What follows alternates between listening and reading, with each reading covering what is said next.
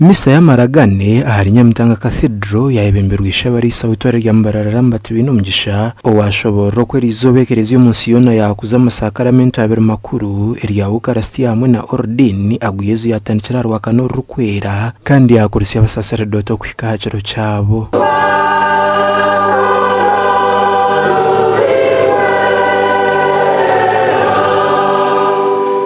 Aizo bariro akana nubo Kristariana batendekwa becho kuriya chakaragwa akaba nabisebigere ekirukoreka kamanyiso ka rukundo hamwe no kwegara hansi kandi akabatuma gukorera jabandi nko kuyabakora.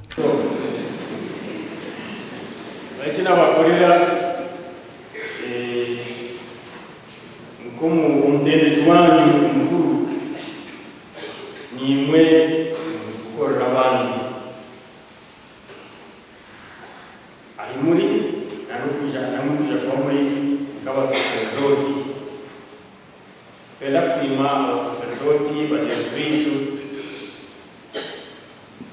abengireyo teresa ishabarisa yashaba bikirezo kurera abagenzi bayo bikorwa bya rukundo kandi yashaba baziro kwikireza imyoga yabo na munongo korra jabana umuzire mukuru wakutwara umwana umwana umagara gibyo umuntu umuntu bayiro umuntu akabuya muzire muye kinabakorera nabeto bisima bazire.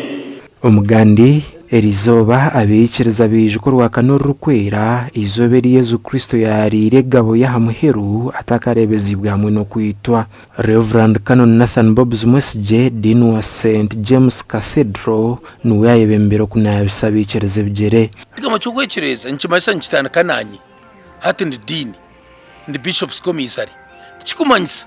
ngo owunda arebe wena murubate nga nshimiye kwa ninyekereza akabantu barahanga ntuyenda kucurera kandi wacurera no yuruko omugasho abandi nabuza kwekereza omumaka gabo abakazi babo leaders abari omusoma kutegeka ihanga okwecureza wanotegeka umuntu ningo ryo musirikari ningo ri umuntu wena ryo mubutegeke otegeke oyino kukunda otegeke no yahamboringa akabantu abor kutegeka nabantu nkiwe nabucyo bahabure oyecureze nabucyo Yesu Kristo hatara yuzibigeri byabejibe abiyabe nakira munonga of course akana abakira munonga konka kacurera yaba nabisebije nitwe abakama imwe abakama mushime kwecureza mukakorra abantu ebyo abantu barukunda asimara munonga yizo barurwakana kwishanga kana saya Cathedral